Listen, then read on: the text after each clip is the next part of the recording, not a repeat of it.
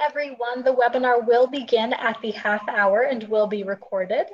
Feel free to connect with the campaign for grade level reading on social media. On Facebook, like the page Campaign for GLR, and on Twitter, follow the account at Reading by Third. Please use hashtags Learning Tuesdays and GLR Reading, and tag us to tweet anything you learn from today's webinar, and we will be sure to retweet. We encourage you to share your questions, reflections, and observations on social media.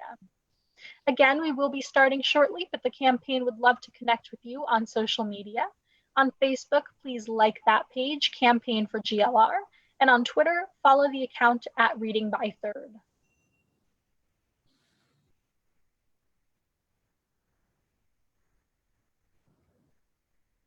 Okay, once again, welcome to today's GLR Learning Tuesdays webinar. My name is Sierra Sanchez, and I will be behind the scenes helping to produce this webinar.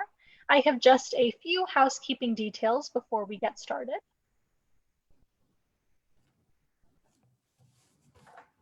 First, we would love for you to introduce yourself, so please use the chat box at the bottom of the screen to share your name, city or state, and your organization. Be sure to select panelists and attendees so that we all know who is here.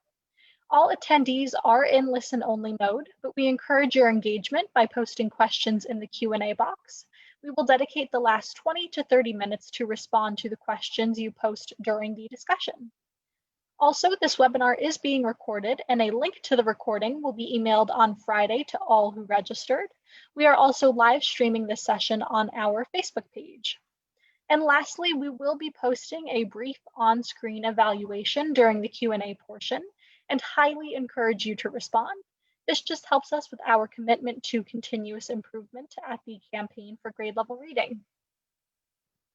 Lastly, before we start, I would just like to call your attention to our upcoming GLR Learning Tuesdays webinars, including sessions in our regular 3 p.m. Eastern time slot and frequent sessions in this earlier 12:30 p.m. Eastern time slot.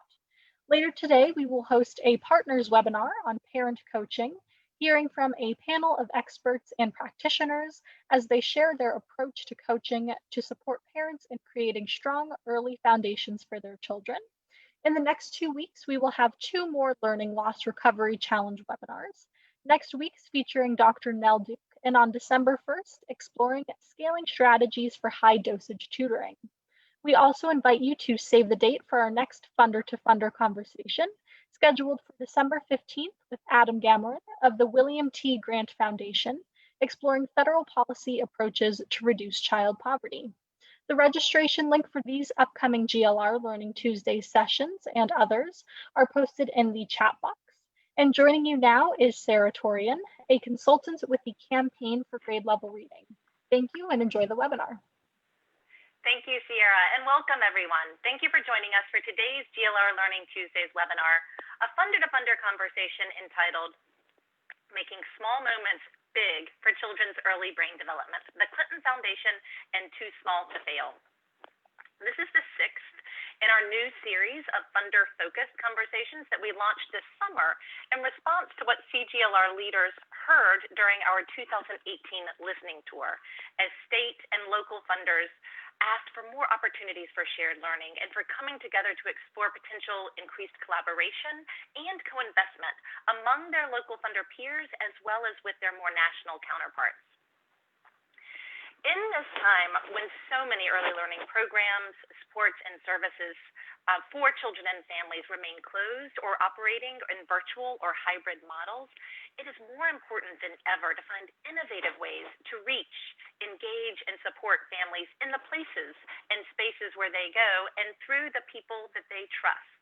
So places like laundromats, grocery stores, food banks, doctor's offices, playgrounds.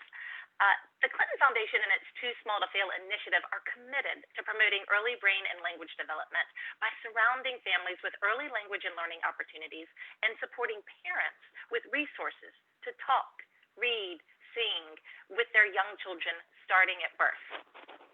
Today, we're going to learn a little bit more about that work and how they are also working closely with funders and community partners to meet families where they are and provide them with the tools to engage in language-rich interactions through these daily moments with their children. And to begin that conversation, I'm incredibly honored to welcome and introduce our amazing panel of presenters for today. There is a lot I could share about each and every one of our presenters today, but we're eager to get to the real conversation and hear from them. So I'm just going to share some very brief highlights about each of them, but please know that I've posted a link in the chat box where you can access longer bios about each of our panelists. First, I'd like to welcome and introduce Chelsea Clinton. Chelsea is the Vice Chair of the Clinton Foundation, where she works alongside the Foundation leadership and partners to help create economic opportunity, improve public health, and inspire civic engagement and service across the United States and around the world. That work includes promoting the Too Small to Fail initiative that she'll be talking about in just a moment. She also teaches at Columbia University's Mailman School for Public Health and has written several books for young readers. So welcome, Chelsea.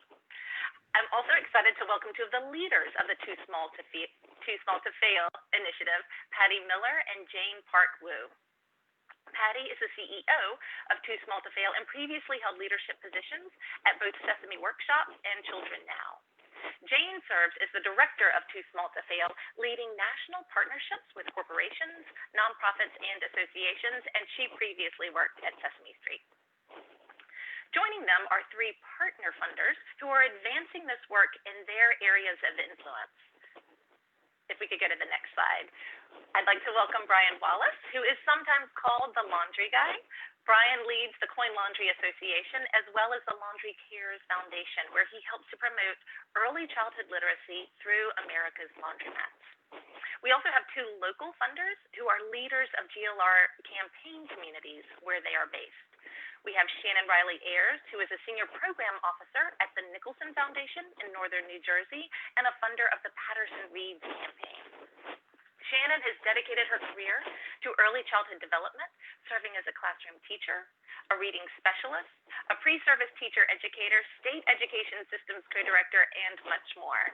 And then last but not least, we have Akshara Vivekanathan, who is the Assistant Director of Education at United Way of Greater Lehigh Valley, a leader of the Lehigh Valley Reads campaign, who oversees early childhood education and summer learning and supports policy and advocacy efforts.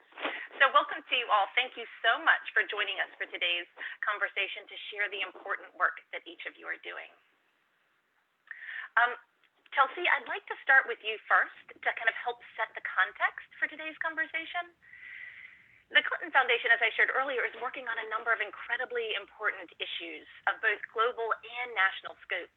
Things like climate change and post-disaster recovery, public health and the opioid crisis, and increased civic engagement and service. So what is it about early brain and language development that caused the foundation to focus on setting children up for a strong start? Well, Sarah, thank you so much for that just warm and generous introduction. And thank you for inviting us today to be part of the ongoing conversation that I know the Campaign for Grade Level Reading has really had over these last months. We're incredibly honored and proud that Ralph Smith is on our Too Small to Fail advisory board and for all of the work that we've been able to do together. You know, I think there are two answers to your question. Kind of one is just the recognition that 80% of our brains are built by the time we're 3, and every child deserves to have kind of strong, resilient kind of scaffolding, kind of built out of love and support and lots of words. And so, you know, we very much try to meet parents where they are, whether that is to help bring more literacy-rich environments into parents, grandparents, caregivers' homes, or whether in laundromats, as you will hear later, kind of on playgrounds, in grocery stores, in WIC clinics, really kind of anywhere and everywhere that little people may be spending time. And another answer really has to kind of root back to my mom, one of the founders of Too Small to Fail, who has been focused on early brain and language development since even before she herself became a parent.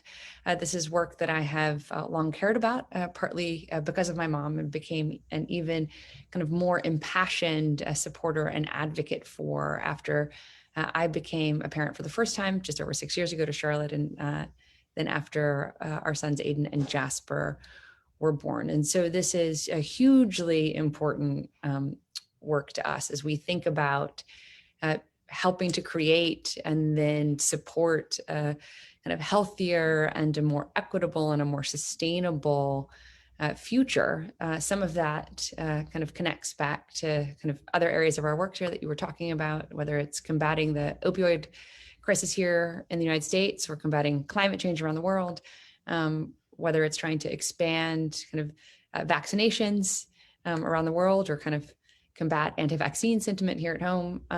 But really, we have to focus on early brain and language development, or we wouldn't be kind of living up to our broader mission. We wouldn't be kind of responsive to kind of, I imagine, what all of us on this call here today know to be true from the research.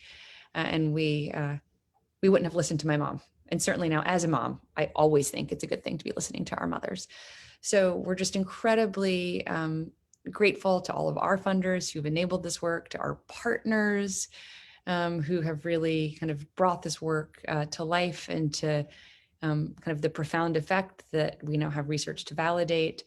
And I'm so thankful to everyone who's helped us adapt this work kind of in these COVID times, and just to our kind of indomitable, innovative, incredible leaders in Patty and Jane. So just thank you so much for helping us kind of bring this work to everyone in the Campaign for Grade Level Reading community.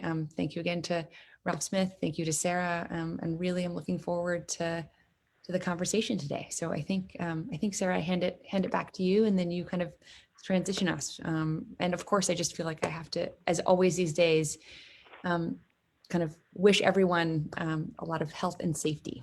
So thanks, Sarah. Thank you, Chelsea, especially for those wise words of always listen to your mother. As a mother, I can't agree more. Yes, I'm like, are my children listening? I think they're in virtual exactly. school. So now I'd like to welcome Patty and Jane into the conversation, starting with you, Patty. We just heard Chelsea describe the Foundation's commitment to early brain and language development, and how it's rooted in research and science, but also focused on the simple interactions that she learned from her mother and that she's passing on now to her children about engagement and talking and language.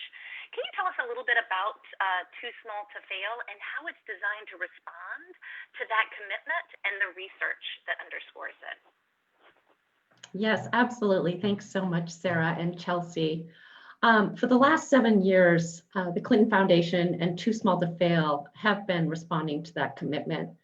And when we launched Too Small to Fail in 2013, we were just really struck by the brain science research that Chelsea just highlighted, and the fact that almost 60% of our nation's kids show up for kindergarten without the language and literacy skills that they need, for success in school and in life. And we started just thinking about this idea of how can we get more information and tools into the hands of parents. We had this vision, which you see here on the screen, a vision of community, where all families have access to high quality early learning resources. And a community is filled with spaces for young children to thrive. And that all parents engage in literacy-rich activities with their young children starting at birth. And that was what our vision was. And we decided we wanted to build a public awareness and action campaign that could really respond to that vision. And that really requires meeting families where they are. Parents have so much on their plates. We wanted to make something as easy as possible for parents, that anywhere that they went in a community, there would be opportunities for their children to learn. So this is our image of the ideal community, that at the pediatrician's office, the laundromat, the WIC clinic, the playground, there are opportunities to engage in language-rich moments with young children. And so as we built Too Small to Fail, we're 7 years in. I just wanted to give you just a little bit of sense of our reach. We are we're in a lot of different spaces and places. For example, we built a campaign with Univision, the leading media company for Hispanic America, which I'll talk about in a minute. We've had over 806 million viewer impressions just across that network alone. More than 5,000 laundromats we've been engaged with, and Brian Wallace will talk more about that work later. We have 32 local community campaigns across the country. And then what I also just wanted to emphasize is not only is it about awareness, it's about resources. We want to make sure parents have resources. So through all of our partnerships, we've distributed more than 1.2 million children's books in our local communities across the country. Because it's one thing to tell a parent to read with your child, but if they don't have the resources to do it, that doesn't work so well. So we're really focused on making sure parents have access to high quality resources. But the way that Too Small to Fail really works is through leveraging partnerships. We joke on our team that we literally are too small to fail, and we are. We are 6 full-time people and 1 consultant. And the reason that Too Small to Fail works is we have the most amazing partners, both at the national and community level across the country. This slide gives you a sense of those partners. It's by no means exhaustive, but shows a range of different innovative and impactful partnerships that we've had the opportunity to build over the last 7 years. When the COVID-19 pandemic hit last March, the really great thing about having this network of partners is that we were instantly able to utilize it to get resources out to families across the country as they found themselves at home with their young children. And one of the things we think about with Too Small to Fail are like, what are the best strategies for reaching families? We have 3 main ones that I wanted to highlight today. One is harnessing the power of media. 2 is building local community campaigns. And then the 3rd is kind of meeting parents, in these everyday spaces, which my colleague Jane is going to talk about in a minute. So I want to focus in on the first 2. Harnessing the power of media. We all know how much we love our favorite television shows and our favorite media, and parents spend a lot of time consuming media. So we thought about the role of media as we've built Too Small to Fail. One of our major partners is Univision. And for the last 6 years, we have been working with Univision, which is the leading media company for Hispanic America, to build a robust cross-platform campaign. This started in 2014 with, your traditional public service campaign, public service announcements, public affairs programming, and it's grown and expanded over the last several years. In 2017, we really started thinking about the role of entertainment programming. And we actually started integrating content about early brain and language development into a primetime reality show and other popular primetime shows. We also have worked with Univision to create a telenovela, like a soap opera. And we've done 2 seasons of this telenovela, and a 3rd will be in development next year. The first one took place at a pediatrician's office. The second one took place at a childcare center. And while these telenovelas have all the elements of what you would expect kind of in a telenovela, the dramatic storylines, the love interests, we infuse messages about early brain and language development. And across all the Univision content, the call to action on the TV screen is to our text message program. We have a text message program where parents receive text 3 times a week, powered by Too Small to Fail. And these are with tips and resources in Spanish to promote early brain and language development. We also have built a partnership with Spotify. We talk about talk, read, sing. We don't want people to forget about the sing part of it. What we did with Spotify was create playlists that parents could engage and activate for different times of the day: playtime, bedtime, commute time. These are narrated by celebrities, and there's prompts from these celebrities in between the songs that they selected, just with engaging tips and activity ideas to do at home with your kids.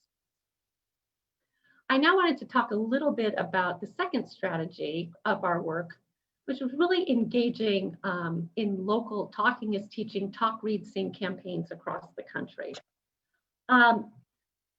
We, in 2014, decided to pilot test the idea of two local community campaigns. One was in Oakland, California, and one was in Tulsa, Oklahoma. And what started as these two campaigns is now actually in 32 local communities across the country. The most recent is Paterson, New Jersey, and you'll be hearing more about that campaign later today. And as we engage in these local campaigns, we have three different components to the campaigns that I just briefly wanted to highlight. The first is the idea of trusted messengers. And this is really about, finding who are the right trusted messengers in a given community. A pediatrician, a pastor, home visitor, a librarian. We know that learning is the strongest and longer lasting in the context of a relationship. That's both the parent-child relationship and also that of a parent with a trusted messenger. So in our local communities, the first component of building local community campaigns is to determine who are the trusted messengers who are going to deliver messages to parents about the importance of early brain and language development. The second component is high quality tools and resources. As I mentioned earlier, we want to make sure that parents have the tools they need so they can engage in language-rich conversations during everyday moments and routines. So we put together tote bags with high quality materials. This includes children's books, baby onesies and t-shirts with prompts for parents on them, as well as baby blankets and bath towels with prompts for parents, parent guidebook, how to sign up for our Spotify playlists, just a range of materials for parents. What we did find, for example, in San Francisco in our partnership with Zuckerberg SF General Hospital, is that 6 to 8 weeks after receiving these materials, 97% of parents reported that they were still using them. So we want to make sure that, again, parents have access to really great high quality tools so that they can engage in talk, read, sing behaviors. And then finally, the last component is environmental prompts that we like to build a surround sound in the communities using our creative materials that encourage language-rich conversations. Just this wonderful creative we developed with the ad agency Goodby Silverstein that has prompts for parents on the creative. So whether you're on a bus or you're in a hospital waiting room or you're in the laundromat, you see these wonderful prompts that remind you to talk, read, and sing. What we know is that parents who receive our Too Small to Fail Talking is Teaching toolkits in a hospital were more likely to remember the messages that they see in the community in these prompts. So we think there's a priming effect that these messages reinforce each other. So these are the three components of our campaigns. And then finally, I just wanted to touch upon how these community campaigns have been growing and spreading across the country. One of our exciting local Talking is Teaching campaigns has been in Detroit, and they have just done a really amazing job. The anchor partner is the Great Start Collaborative of Wayne County. And they have built a campaign that includes trusted messengers in laundromats and libraries and WIC clinics and places of worship and childhood education sites, really in over 100 sites throughout the Detroit area, where trusted messengers deliver information and resources to parents. And it's just been really a remarkable campaign. And envisioned by the success of that campaign, Michigan's Department of Education and the Great Start Collaborative decided to launch a statewide campaign in Michigan.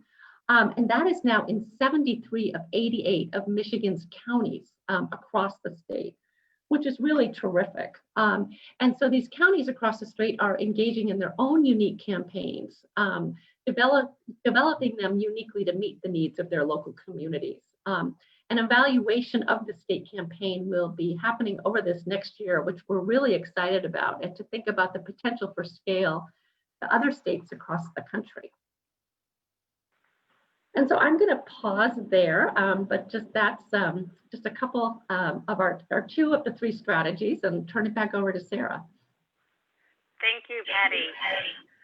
so many innovative partnerships and approaches to get these messages out to families. Jane, I'd love to hear from you. Could you tell us a little bit more about how Too Small to Fail is meeting families where they are? What are some of the places that you're working in to reach and engage families with young children?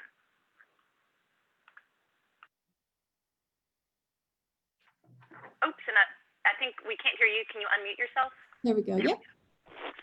Thank you, Sarah, Sierra, Ralph, and the whole CGLR staff for this wonderful opportunity to participate in this very important and timely conversation today. And just echoing Chelsea and Patty, and thanking everyone for being here and taking the time to learn about our work and explore potential opportunities for collaboration. So as Patty and Chelsea mentioned, a core strategy of Too Small to Fail has been to meet families where they are. Research shows that young children spend about 80% of their waking hours outside the school environment, and probably even more so now. So we've been very focused on thinking about, where are families spending time, and how can we work with partners, a range of partners, to best engage children and families in these spaces. This includes spaces like laundromats, hospitals, playgrounds, WIC clinics, diaper banks through our partnership with the National Diaper Bank Network, most recently family court waiting areas, and we're excited to scale and replicate our literacy-rich spaces in many more environments to come. One of our earliest partnerships was with just an incredible California-based organization called Inclusion Matters by Shane's Inspiration.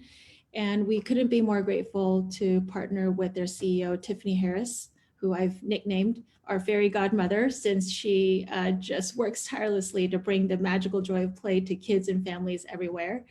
And Tiffany and her team have just been an incredible champion of our work. We began with the Clinton Global Initiative commitment to integrate early learning messages. As you can see here, we have a panel that says, let's talk about trains. So each of these panels are tied to kind of the theme of the playground, to integrate these messages in all playgrounds built by Inclusion Matters.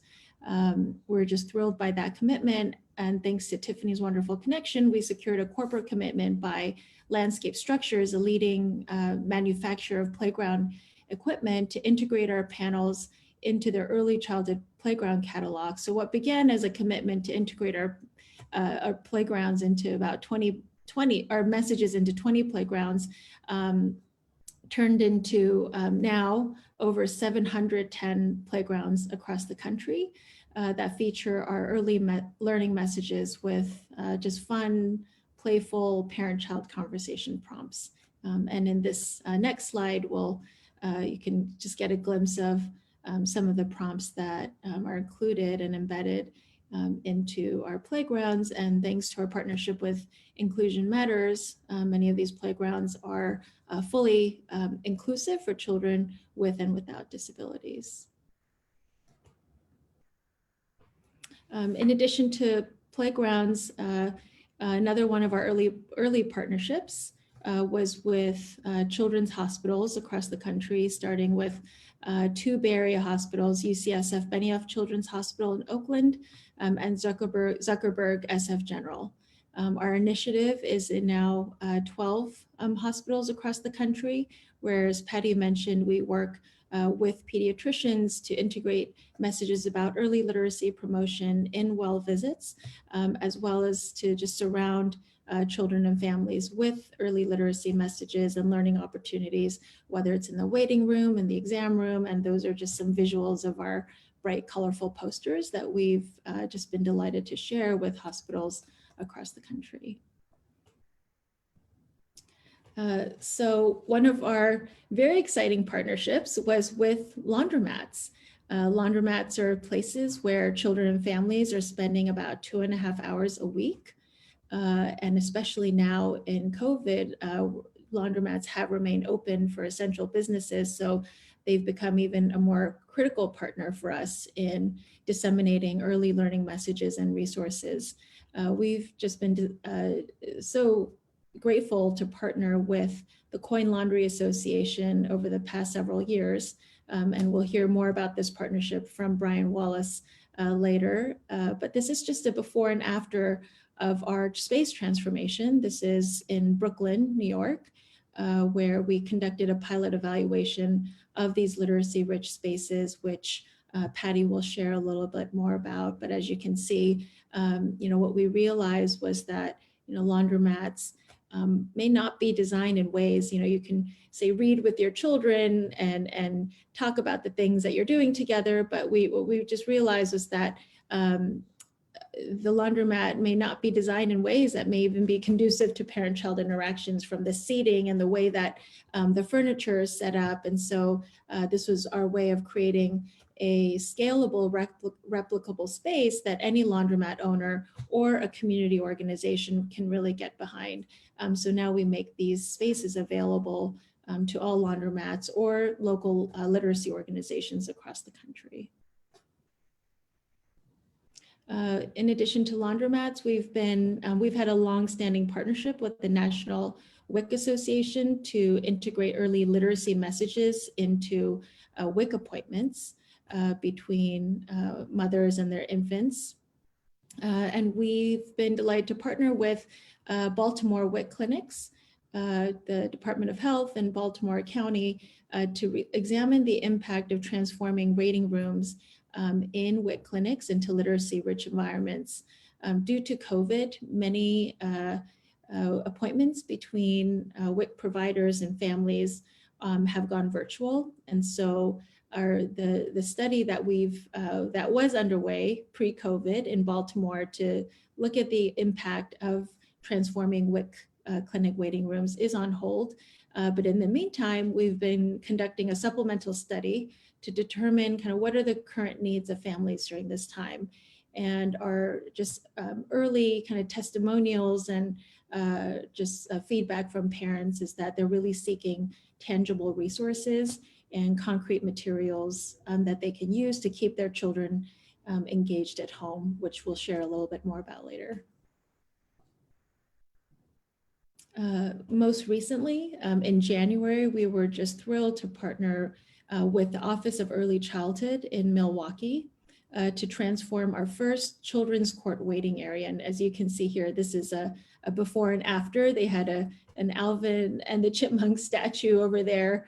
And our wonderful partner, Dia Wright, who is the director of the Office of Early Childhood in Milwaukee, just made an observation. She had been involved in integrating our literacy spaces and laundromats in Milwaukee. And she observed children, obviously, as we can imagine, it's a stressful environment, and children may be scared coming into this place and filled with anxiety and stress. And so she immediately thought about our laundromat spaces and how we might be able to use that to transform the waiting area of the family court.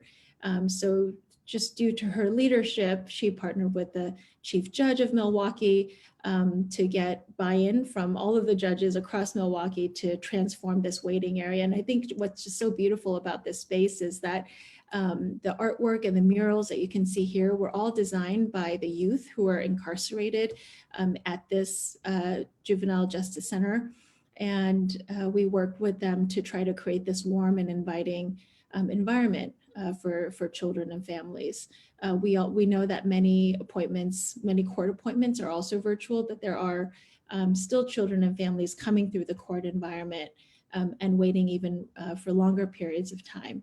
And so we're thrilled that this space is available to the children and families there. For the appointments that have gone virtual, we are exploring with our wonderful partner, the National Council of Juvenile and Family Court Judges, how we might integrate early literacy messages and access to early learning tools through virtual court appointments, whether they're through links to resources that judges can direct families to, in addition to working with NCJ, FCJ to scale our family court spaces nationally through their members across the country. These are just samples of our waiting room posters. These were originally designed for the family court waiting area in Milwaukee. And I love these photographs. They're photographs of local families in Milwaukee that we were able to just capture these very special moments. And these messages actually came directly from the parents. And so make every moment count. It's never too early to read books with your child, and loving hugs and words build your baby's brain. We also have other posters that we make available to any partner, whether it's for a waiting area, an exam room. And so on our website URL, as we'll share later, all of these posters are available there and can be co-branded with any community organization's logo. This is just a testimonial from a parent who was able to spend some time in our space. My daughter just loves this space. She loves to read and spell with the magnets. Before this was here, the kids would just run all over the place and just wander around. And now they have something to do. This literacy corner gives them some focus and development, which is important, and kids need constant development. So we're so heartened by reading testimonials like these. And I think the one that sticks out to me the most is just when a parent said that they just feel so valued as a parent in this space, and feels like the owner cares about them. So whether it's a waiting room area or a business, what we've heard from parents is that it really does help build trust, build between parents and those who are kind of leading that space. Speaking of kind of building trust with community members, we've been in conversations with Governor Newsom's office and the Department of California Social Services to conduct a pilot study to reach families through social service agency waiting rooms in 6 California counties. This is scheduled to launch on March 18th with Governor Newsom. And our goal is really to reach families with messages and tools to talk, read, and sing with their children during social service appointments. And our 2 kind of key strategies include working with social services staff to talk with families about early brain and language development, available services, and to distribute materials, as in addition to transforming the waiting areas into literacy-rich environments. Thank you, Jane. Going back to you, Patty, Jane just described the wide variety of places where Too Small to Fail is sharing these important messages, places that are often stressful and or boring, and turning them into fun and supportive places for both children and families. And then you previously mentioned a number of the partnerships, like the ones that you have with Univision and Spotify. What have you learned about these various strategies and approaches in terms of their effectiveness in improving outcomes for families? Great, thanks so much, Sarah. I mean, evaluation is key to Too Small to Fail's work. I mean, our goal is really to build evidence-based programs that have the potential for scale. We've done about a dozen or so evaluations at Too Small to Fail on a range of our initiatives. And we have about 4 in progress right now, with more coming in 2021. Just for the sake of time, I'm just going to briefly highlight a couple of them, just to give you a sense of what we're learning about how these initiatives are working. On Univision, we did an evaluation of our text message program. We found that parents who subscribed to our text message program were twice as likely to talk, read, and sing daily compared to the national average for Hispanic parents of 0 to 3-year-olds. This is a study that we did with the Center for Media and Social Sciences at American University. Going to the next slide, we've also done a lot of work on our hospital strategy in local communities. This is actually where parents go and meet with a pediatrician who hands out tote bags with high quality tools and materials. And what we found is that 78% of parents reported talking, reading, and singing with their children more after this intervention, which we were really excited to see. And as I mentioned earlier, parents, a few months out were still using the high quality materials that we gave them in the tote bag. We've also done research, a lot of research on our laundromat work. And just in September, with the Coin Laundry Association and Laundry Cares Foundation released a new study of 20 Chicago laundromats where we had 10 treatment and 10 control sites, and found that children, honestly, that these sites, when you transform these spaces, as Jane mentioned, they really provide an amazing opportunity for early learning when families have this downtime in the laundromat. Found that children engaged in 200 times more literacy activities in the treatment sites compared to the control sites. And the average stay per child in these areas of the laundromat, which was 47 minutes, which is pretty terrific. We're doing some more evaluation of our laundromat work, building on what we've learned, and just wanted to give a shout out to the William Penn Foundation, who's helping us take a look at new enhancements we can use in the laundromat space to promote playful learning in the laundromat environment. So we're going to be doing some more work to see what else can we add to these spaces to make them more engaging and language rich. So excited about that. And then finally, just wanted to touch upon our work in WIC Clinics.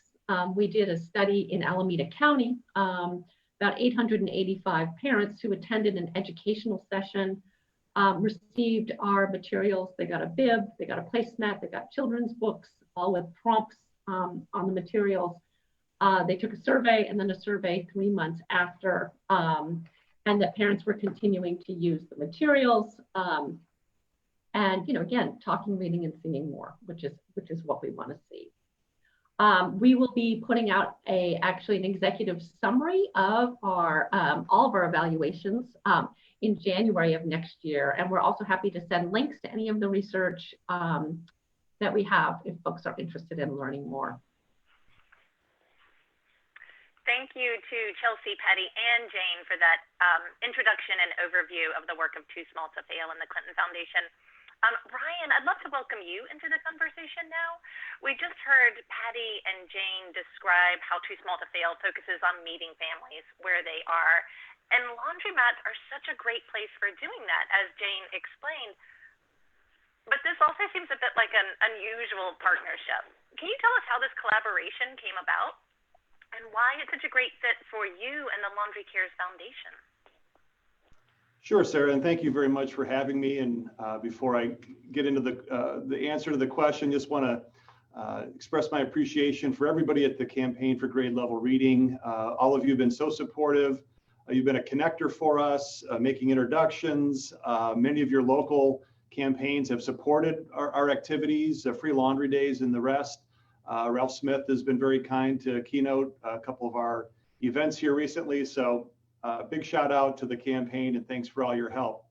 Well, for us, this really began with a number of us in the industry sort of feeling some gratitude and being so appreciative of the livelihoods that we've been able to enjoy by virtue of our work in the self-service laundry industry. There's about 30,000 laundromats in the United States. It's about a $5 billion a year industry. And as we were reflecting, we certainly were acknowledging the fact that our livelihoods really start with that under-resourced family, that mom dropping a quarter in a washing machine. And so then it became forming a foundation and trying to figure out what's the best way to honor that, to respect that, to reciprocate on that.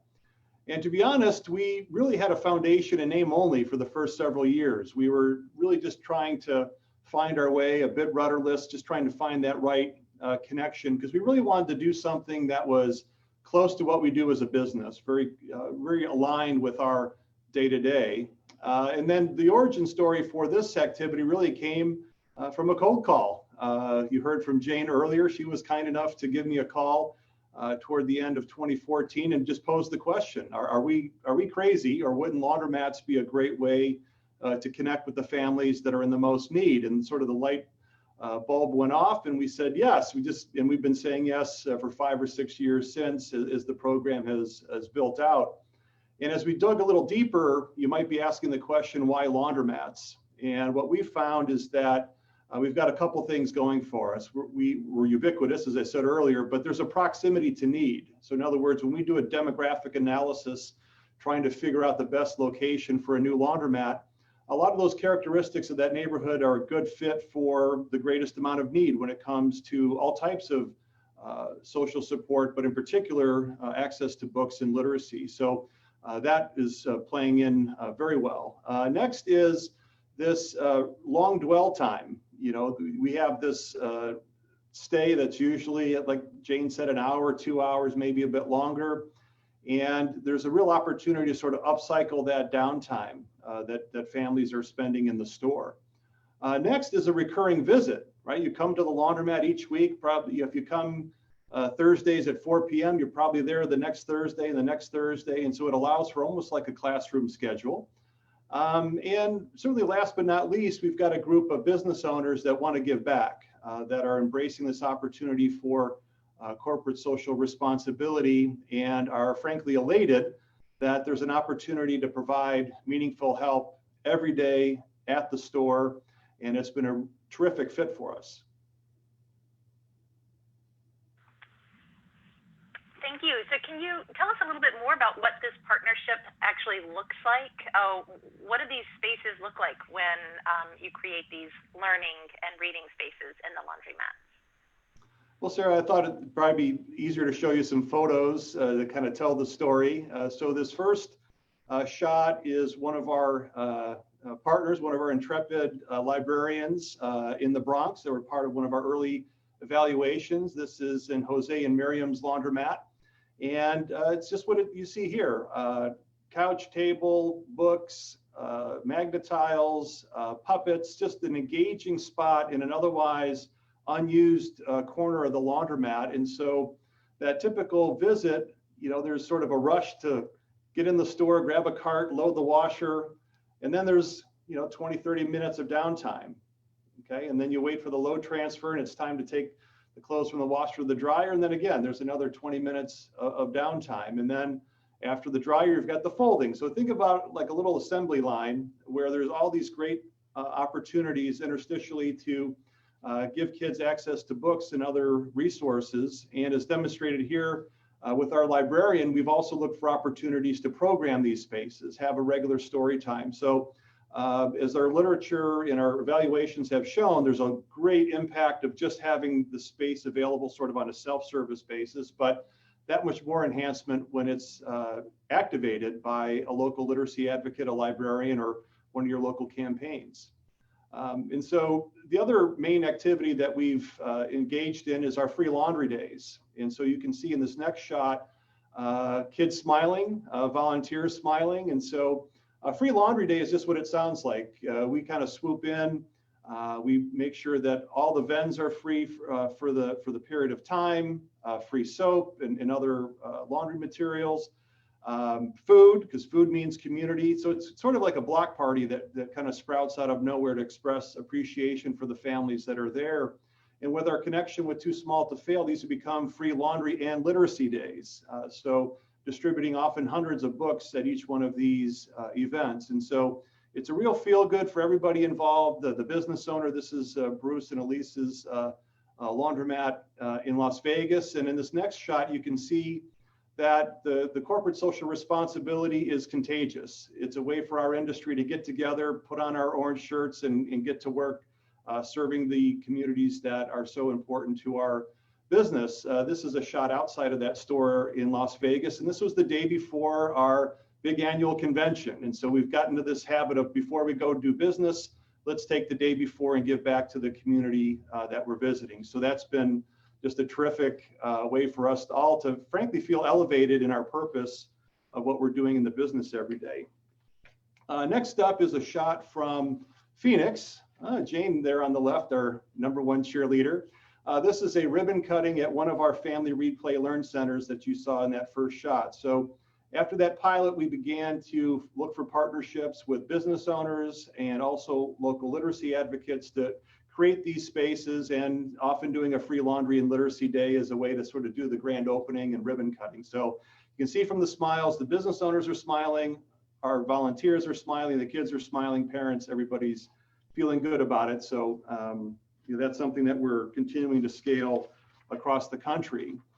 This next shows a family putting this space to use. So there's not always going to be a formal story time or a scheduled event going on. This is just naturally happens.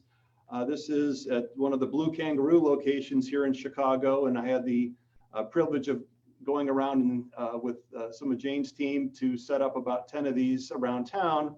And literally the minute we set it up, the kids go swooping in, the parents go swooping in, grab a book and start using the space. Because again, Sarah, I think you said earlier that some of these spaces could otherwise be boring, God forbid at the laundromat. But yes, we can certainly upcycle that time by making these resources available.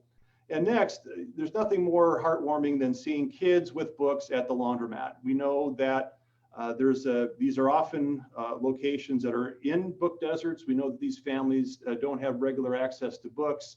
And so not only do we have an opportunity, but I feel like we have an obligation to make sure that we're repurposing our spaces to support these families.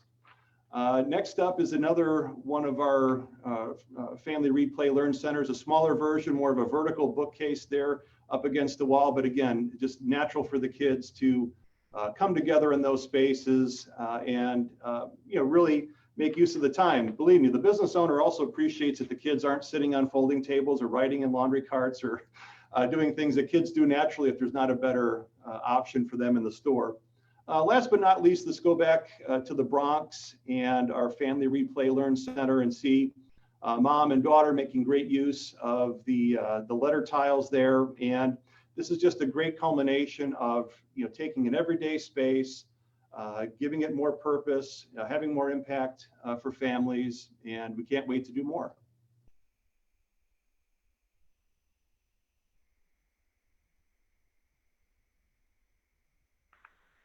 So sorry for that delay. Thank you, Brian. So now that we've heard what this meeting families where they are approach looks like on a national scale, both from the Too Small to Fail initiative and how it's being implemented in laundromats across the country, I'd like to hear a little bit about what it looks like on the community level.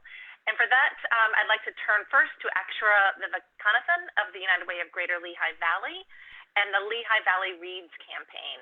Akshara, I understand that talking is teaching is an integral part of the Lehigh Valley Reads campaign. Can you tell us how you and your partners are spreading these important messages and engaging with families?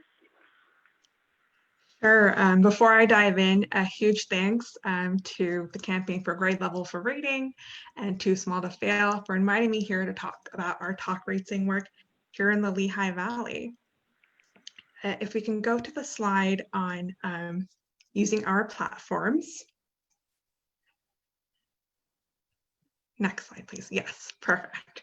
So yes, Lehigh Valley Reads is a collective impact initiative here in our region. It's powered by United Way, as well as our local public broadcasting station, Lehigh Valley Public Media. Early childhood education is a major pillar for us, and talk reading, because of that, gets a lot of love and attention here in our region. One of the main ways we're using our platforms to really spread the message far and wide here in our area is right there. You see a picture of our website. There's a pop-up there at the bottom that says Learning Begins at Birth. And if you were to click through to that pop-up, you'll find resources for talk reading that we're pushing out to families in our area. All of our marketing and all of our communication materials lead back to this website. All roads lead back here. And it's really a way to keep families updated on the latest things that we're doing. That's one method. And the other method that we really like to do via Lehigh Valley Reads, and thanks to our PBS station, is we've been taking the Talking is Teaching commercials and putting them on air in between programming.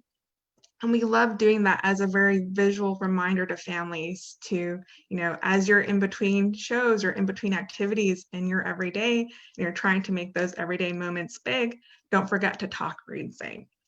And we found a lot of success in airing those commercials as another creative way to really reach families. Another way on how we're trying to really get the message out is via those environmental prompts. Big shout out to our marketing team at United Way and also our team at the campaign team for Lehigh Valley Reads. You'll see in the next slide that there is a picture of a billboard and some other photos on there and how we really are trying to make sure environmental prompts really stick and reach to the families. And so we love our billboards. Bus ads have been very helpful as well. We love putting them up in our bus shelters. We've been doing the interior bus cards as well. And we're noticing that, those are really great spots because, again, it's reaching families where they are located at, and they're also going through high need areas. And so we know that there's a large concentration of families with children birth to 5 who are feeding into one of our 3 larger school districts in our region. So making sure that the billboards and the environmental prompts are correctly situated are really important for us. And we know they're reaching families in that manner. But another integral piece of our Lehigh Valley Reads campaign is also reaching the professionals who are in direct service with the families. So if they're serving in the childcare center, in the school building, in our healthcare spaces, making sure that they're staying connected with the latest updates that we're trying to push out. So social media, of course, is one of our favorite ways to do that.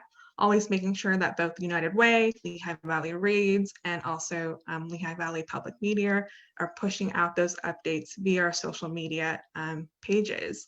And so you can see right there, promoting the Univision text messages, United Way has tweeted it out, and Lehigh Valley Reads has retweeted it. And we know that because of our following, that there are a large amount of professionals who really prefer to get the updates that way. And geomapping has been one of the latest things that we've entered into really trying to target families where they are. Right there is a picture of a banner that says learning begins at birth. Again, it leads back to our website.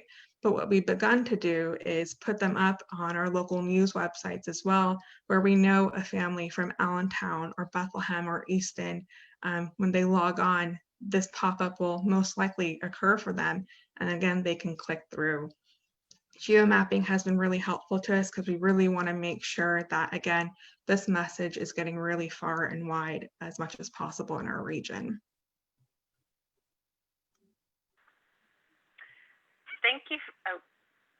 Thank you for that overview, Akshara.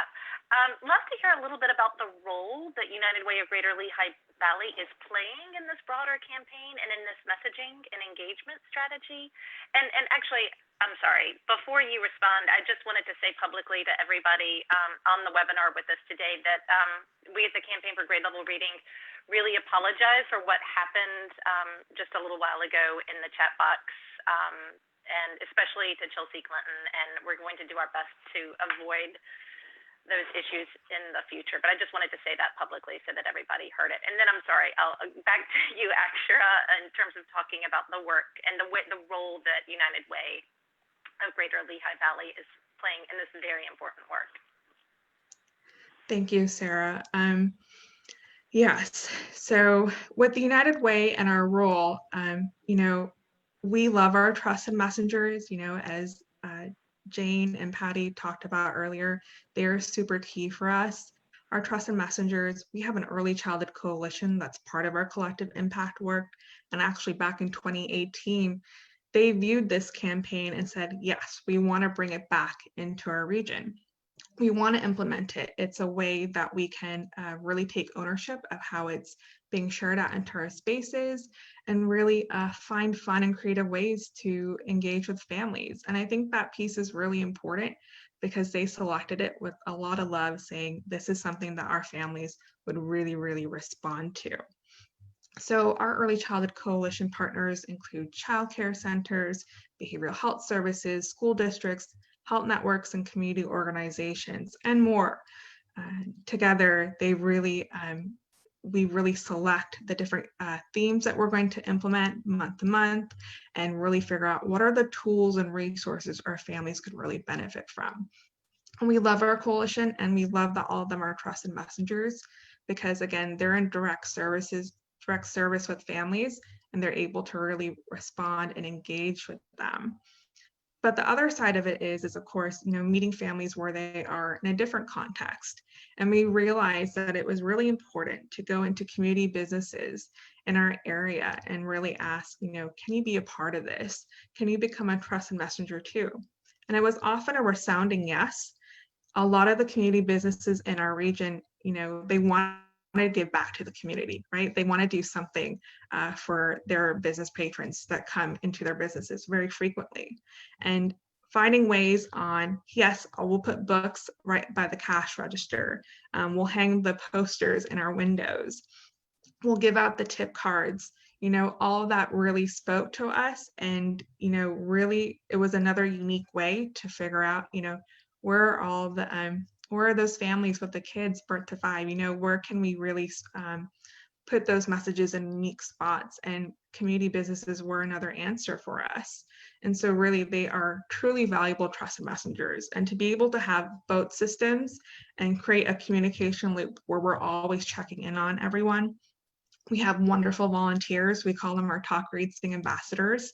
They check on them sometimes monthly, sometimes even more frequently than that, saying, do you need new materials? How's it going? Are there ways we can give you some talking points on how you can explain, let's talk about healthy foods, or let's talk about books, or clothes? Are there things that we can do for you? And, they often come up with these really fun, creative ways. And really, without them, this campaign would not be as successful as it is in our region. Another way on how we really work at United Way to really spread the message is, in addition to the communication loop, like you'll see right there, COVID-19 has really thrown a couple of wrenches in our plans, but really engaging with our trusted messengers to say, if you go to the next slide, there is a graphic, feelings in the time of COVID-19.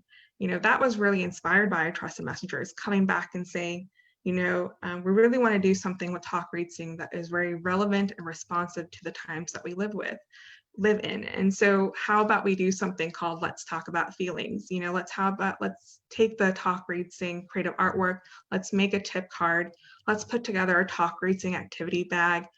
Shout out to Onondaga Early Childhood Alliance for inspiring us.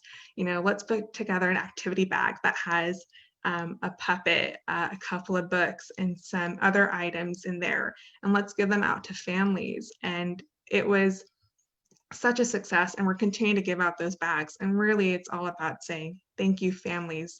Thank you, trusted messengers, for thinking about these families and really connecting with them and saying, let's be very relevant and responsive to the times that we live in.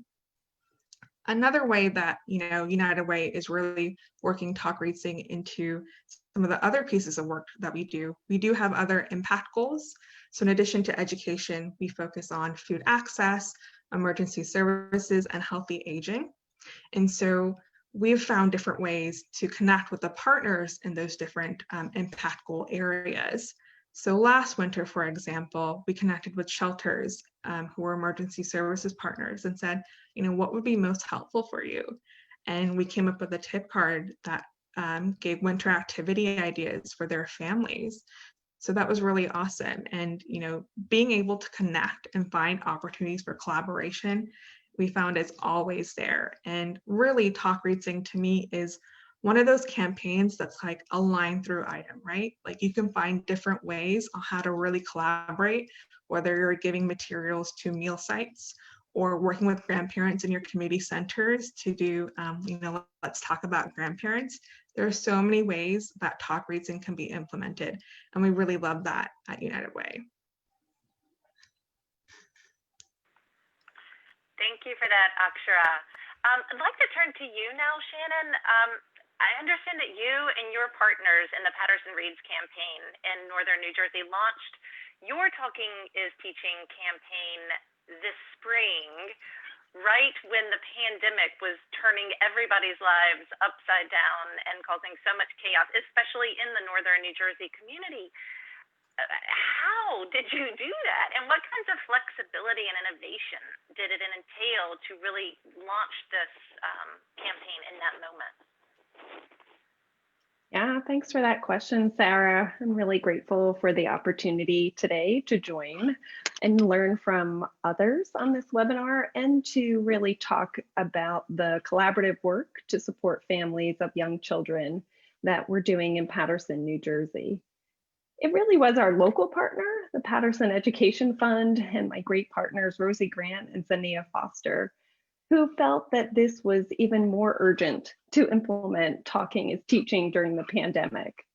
They were able to draw from their strong network and the energy around their grade level reading initiative, Patterson Reads, to think about the youngest learners in Patterson.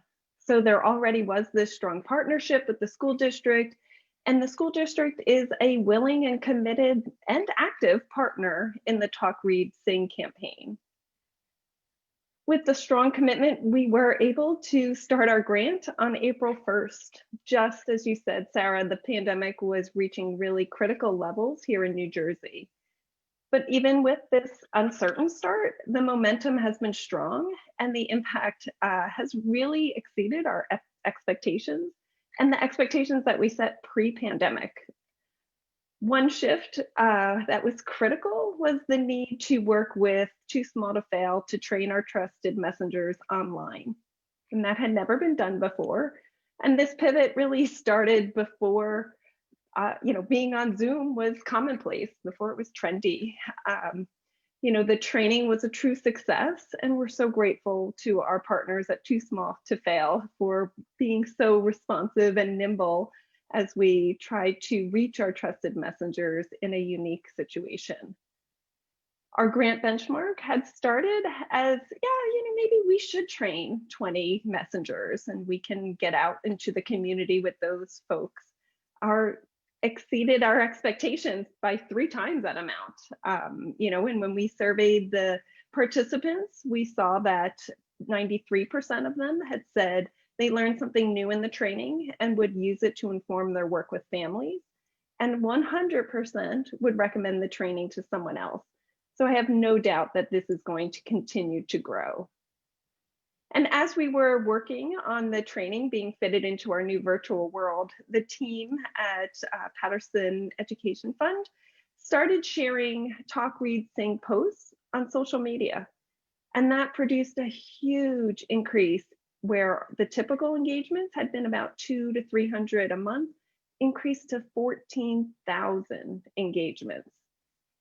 Incredible opportunity as folks were hunkering down at home to have some resources and some touch points around Talk, Read, Sing. The Talk, Read, Sing team and also joined 10 volunteers to assemble 500 tote bags, and they did so safely with masks and socially distanced. And they did that in under 2 hours. So wonderful that folks still wanted to volunteer and come together to do that. And the totes are filled with both English and Spanish materials. 300 of those totes have already been distributed. And it was truly around meeting the families where they were, as it is a motto of Too Small to Fail, but now noting that it was critical to find them physically. Where are families? How can we reach the families? That meant our team reached out to childcare centers. They mailed packages to families. Zania and Rosie even drove tote bags around town, to children at home when their child care center was not physically open. What an example of Talk, Read, Sing Ubers. Fantastic. The team is now reaching out to hospitals and the labor and delivery teams. And there is this strong, again, partnership with the school district. They had an event and they work alongside the school district to meet families who come for food distributions or material distributions from the school.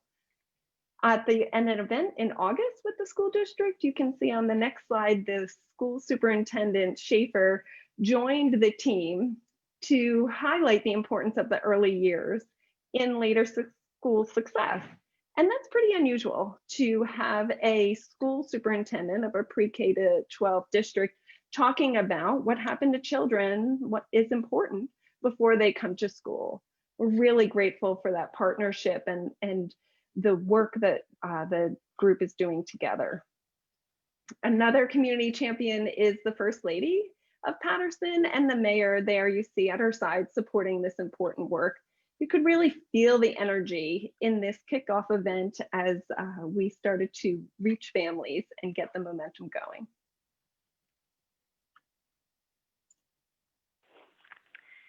Thank thank you for that. It's amazing what you all were able to do and the partners that you've engaged and how deeply engaged they are in this work. I wonder if you could tell a little bit about how you're working with other local funders to advance and sustain this campaign and this effort over time. Yeah, so we're so fortunate in New Jersey in the early childhood funding community that we have this network of supportive partners. It's a great relationship to be able to call on my partners, my funding friends, as I say, to brainstorm and collectively think about the impact of families in New Jersey. And it's even more critical now as the Nicholson Foundation, who has served New Jersey for over 20 years, is a spend down foundation, and our sunset has come. We will close our doors the end of 2021. So our sustainability of our grants and our grantees and the work that we've begun is really a key focus. I'm so fortunate to have two incredible partners in this work. Melissa Litwin at the Henry and Marilyn Taub Foundation. She supports the Patterson Education Fund for Patterson Reads, and also supports Too Small to Fail to focus on the youngest learners in Patterson. At the Turl Fund, my partner, Evan Delgado, he's increased the general operating fund to our local partner beginning in January, which enables the work of Talk, Read, Sing to continue into the new year. So grateful for their support and their expertise. But there's also another part of this work, and that's the sustainability that lies within our community partners and our trusted messengers. Our leaders at Patterson Education Fund and the network that have built this kind of relationship through Patterson Reads and other initiatives. It's critical. On the next slide, we can see some of the organizations that we have joined as trusted partners and trusted messengers. 65 trained messengers already. And I do see each of those as like this drop that then has this ripple effect. So they're trained and then they continue to spread the message and work with each family that they encounter. Those partners include Local Family Success Center, the home visitors from the Maternal and Child Partnership, Child Care Resource and Referral Team, and so on. Lastly, Too Small to Fail trained our staff at Patterson Education Fund as trainers. So I have no worries that they will continue on in this journey. They'll train more trusted messengers to have more ripple effects, and the impact will continue to grow. Thank you, Shannon. So I know that Talking is Teaching is really focused on children's language and early brain development, but in this moment in time that has been so disruptive and so traumatic for many children and families, and especially children in low-income families, can you share a little bit about how Talking is Teaching efforts in your community? And then I'd like to hear from you after this extra, but first with Shannon, how these efforts have helped you and your partners to also promote resiliency and early relational health in this moment in time. Yeah, thanks, Sarah. It's such an important point. We know that caring for a young child can be stressful. And during this time of isolation and uncertainty, many of these stressors are compounded. But when caregivers can be prompted to read and talk and sing with their young child, it can bring these small moments of joy and kind of a reassurance, not only for the child, but also the adult. When you look at that photo on the screen right now, you can see the joy in that adult, that caregiver. And all of these small interactions, as they get bundled together, they build this early relationship that then can be a buffer for trauma later on. It can help buffer toxic stress, traumatic events. So having these materials and these prompts available for parents through the trusted messengers has provided that touch point during this time when folks are feeling lonely and isolated and trapped often. We know that connection between adult and child can build resiliency. And so, through this Talking is Teaching campaign, we know that we're not only having cognitive gains, but these emotional gains for families as well. What are you seeing, Akshara? Yeah, I want to second everything that Shannon said and really share that, Talking is Teaching has really provided some amazing opportunities for us to really think about how do we communicate, that it's really important to share out best practices and build resilient people so we can have our resilient communities.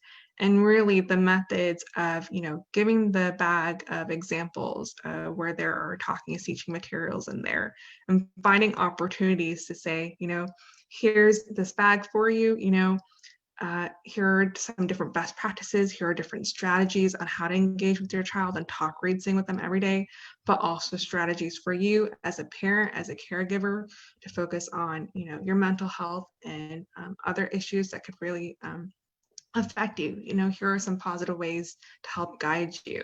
And a lot of our partners really recognize that and love being able to give out these Talking is Teaching materials and add that into the conversation.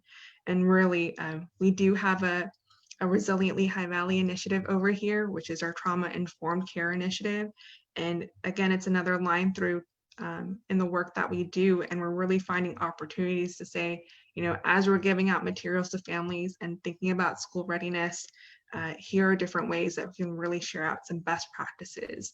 And it's really important, especially right now. We know that child abuse and neglect has unfortunately gone up.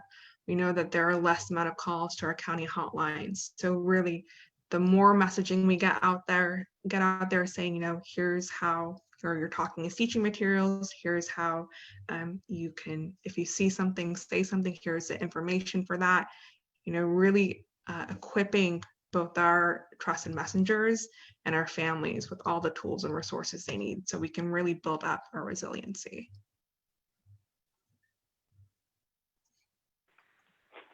Thank you both for that response. Wonderful kind of unexpected benefits and outcomes from this work in this really challenging time. So I'd like to come back to Patty, Jane, and Brian now, because I can feel fairly certain that there's a lot of folks who are listening in on this webinar who are eager to find out how they can implement this approach in their community, whether it's a local Talking is Teaching campaign, like we've heard Akshara and Shannon describe, or by creating family read, play, and learning spaces in the laundromats in their community. So what are some of the opportunities for that, and how might they begin that process?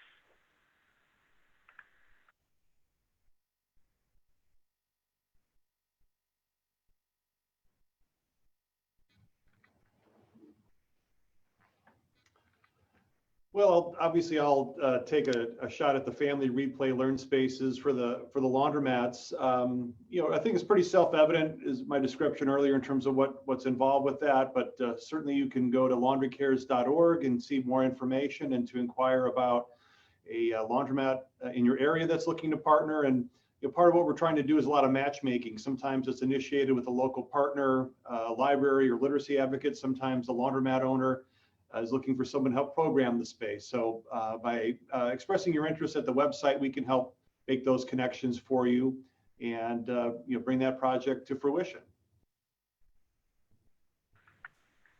Great, and so I've posted those links in the chat box, and folks want to take advantage of that now. Great. Jane, do you have anything to share, to add? I know we'll have a Q&A later, but just also want to add that we tried to design these spaces in ways that are replicable and as easy as possible for both laundromat owners and community leaders to implement. And so through this link here, there's more information about the specific components, but it does come with a monthly subscription of books to help keep the spaces replenished. And again, to make it as easy as possible for a community leader or a laundromat owner. I just want to share a little bit about some of our in-between spaces in this very in-between moment we're in right now in COVID. And we've had to reimagine a lot of our indoor spaces due to social distancing guidelines. So these are just a couple examples in case anyone is interested in working with us to integrate these applications in your communities. We've been partnering with Lesley University on sidewalk math patterns to encourage counting and playing and moving and physical activity.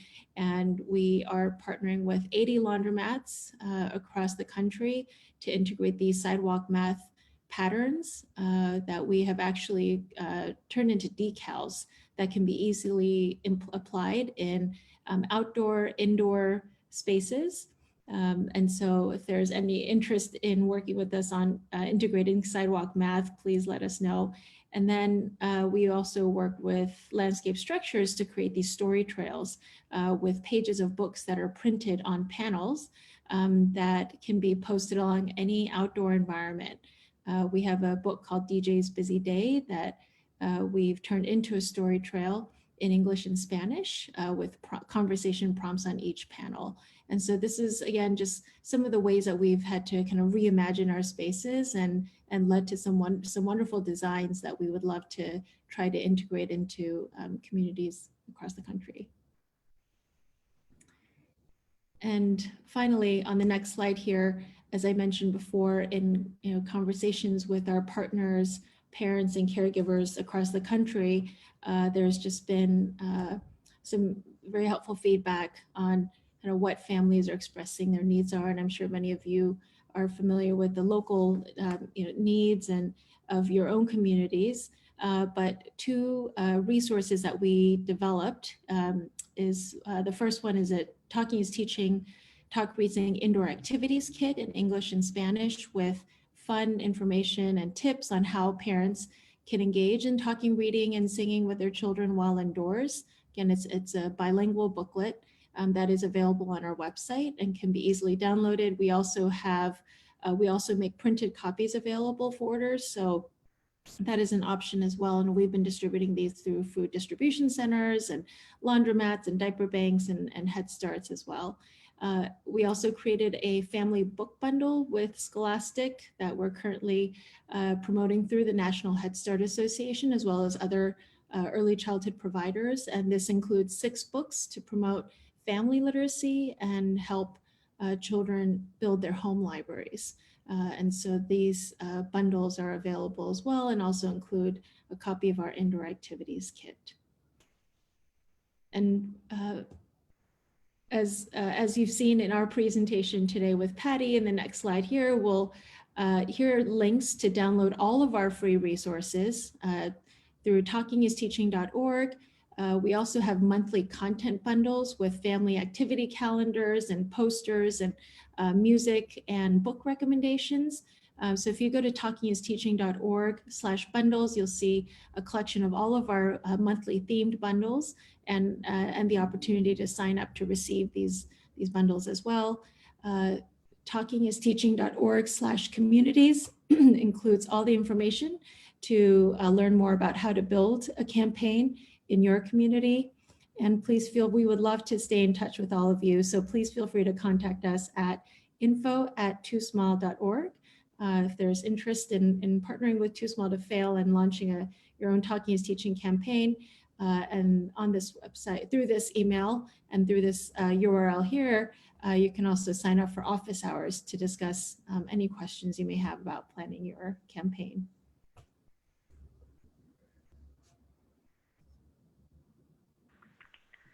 Did you have anything that you'd like to add to that, Patty? No, just maybe one thing to say is that our colleague Lindsay Morris, who manages our community campaigns, is a wonderful resource on all things Talking is Teaching. So when you reach out, Lindsay is just a seriously wonderful resource and can talk to you about all the open source resources and creative materials that exist on Talking is Teaching, as well as how you can learn more about office hours, trainings, and webinars. Wonderful. Thank you both. Thank you all. We're going to transition now quickly to some Q&A. There have been a number of questions I've been seeing posted in the Q&A box. And the first one, staying with you, Patty, and possibly Jane, people are asking about evaluation and measurable outcomes. One person has said that a book distribution program in their community is being stopped because they can't show any measurable outcomes in terms of grade level reading, third grade reading. And then somebody else is asking if there's any research in terms of evaluations that's not self-reported by parents. So any data that you can share or evaluation on that? Yeah, those are great questions. I mean, we would love to do more research kind of on child level outcomes. And that's a really big goal of ours. I mean, we would love to be able to track and kind of think about kindergarten readiness, since that is a goal of ours, is to get all kids ready for kindergarten. Most of our research has been parent self-report, although in recent evaluations, we've been doing a lot more work on parent-child observations at these various spaces. So we do have hours of data on this kind of parent-child observation. We also plan to be doing more of that as well. And ideally, we'd love to be doing more longitudinal research about what can we say about these types of campaigns and others in terms of kind of moving the needle on kindergarten readiness. Michelle Cooper is asking if Too Small to Fail curates the books for the community spaces, and who is responsible for ensuring the quality and the cultural appropriateness of the materials in these various spaces? I'll turn that over to Jane. Sure. So yes, Too Small to Fail, we do curate the books, but definitely not in a bubble. We work with librarians and early educators from across the country to help identify books that are that do feature diversity and span a wide range of topics to really support whole child learning, from physical development, physical activity, nutrition, social emotional development, early math, and we work very closely with librarians and educators across the country to help curate the books. We also have a wonderful partnership with the National Black Child Development Institute, and we have been working very closely with them on promoting books featuring diversity, providing book recommendations, as well as curating books to distribute through diverse communities nationally. Thanks. Another question that I think might be good for you, Jane. Renee Nogales was asking about, in terms of the spaces in pediatric spaces, whether in hospitals or doctors' offices, how does Too Small to Fail partner with organizations like Reach Out and Read that have similar missions, and how are those partnerships operationalized? That's a great question, and thank you so much for posing that, Renee. When we launched Too Small to Fail, we actually launched a wonderful partnership with the American Academy of Pediatrics on their policy statement recommending that literacy promotion, that pediatricians should be promoting literacy from birth and reading from birth. And as part of that, the release of that policy statement, we partnered with National Reach Out and Read to distribute early literacy messages and tools through their medical providers across the country. And through a generous donation from Scholastic, we were able to distribute 500,000 books through Reach Out and Read. And Reach Out and Read has just been a wonderful partner in working to distribute messages about the importance, not just about reading from birth, but also talking and singing as well. And so in addition to our national partnership, we have been working closely with Reach Out and Read clinics on a local and state level in New York City and other places as well. Thank you. Just wanted to point out we are launching the poll, the evaluation poll that Sierra mentioned at the beginning of our webinar. We are continuing the conversation. I have another question that I'd like to welcome you back into the conversation, Brian. Two questions for you before we close. Joanne Belanda was asking if there are any state-level laundry organizations or associations that could help kind of do this statewide. And then Cynthia Grace Devine Kepner was asking about the laundry and literacy events and how she could learn about best practices with other laundromats and expand on building connections and partnerships that support our families, especially during COVID-19. Great questions. Yeah, so the local level, we can make those connections right through Laundry Cares Foundation. We have a network of laundromat owners that have sort of raised their hands and said, I want to be community focused and please share about upcoming opportunities. That's called our Laundry Cares Network. And really for all of you, whether you're on the laundromat side or a local foundation or literacy advocate, you can sign up too. You can be part of that Laundry Cares network. There's no cost to join, and it's really to help facilitate this matchmaking, putting the laundromat owners together with the local programmers. So absolutely, we can help on a local level for any of those opportunities that may come up. And you'll have to remind me what the second question is. I can't juggle two at the same time. No problem. And actually, I did not tell the entire question. Cynthia Grace Divine Kettner was asking about laundry and literacy events best practices and how to share those with other laundromats, and also if there's a difference in the way that this is done for different demographics. And one example she shared was in rural areas versus more urban communities. Yeah, so we are very happy to share best practices. We've got a playbook that you can access through our website and by signing up with the organization. We've tried to sort of pull together what works and what doesn't over a period of time, and so we do have that information that we can share. We have sort of these platinum level events where you saw kind of the circus come to town with all of our orange shirts, and we also have sort of a gold level where it's fully put on by the local organizations, and we're providing some of that guiding hand and best practices and advice along the way. So that can be very helpful. These certainly do work in whether it's a rural setting, busy laundromat, or a quiet one. Granted, most of our events have been in sort of the high concentration population areas, sometimes doing thousands or often tens of thousands of pounds of free laundry during the events. But because it's an essential need, you'll find that customers, neighbors in any community would be very appreciative of an event like this. Thank you. And now, realize we have come to the end of our 90 minutes together. So I would like to say a deep and heartfelt thanks to all of our panelists today, and to all of you who took the time to join in and learn with us. And again, I just would like to, on behalf of the Campaign for Grade Level Reading, apologize for the inappropriate material and the inappropriate questions that were asked and posts that were made during this conversation. We'll try to address that moving forward.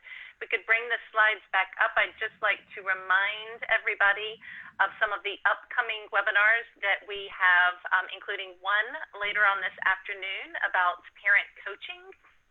We've got another one, 3 p.m. sessions, both of the upcoming, the next 2 weeks, including the week before of Thanksgiving, looking at early reading with a digital mindset, and then the following week, early December, scaling high dosage effective tutoring programs to support children and address learning loss.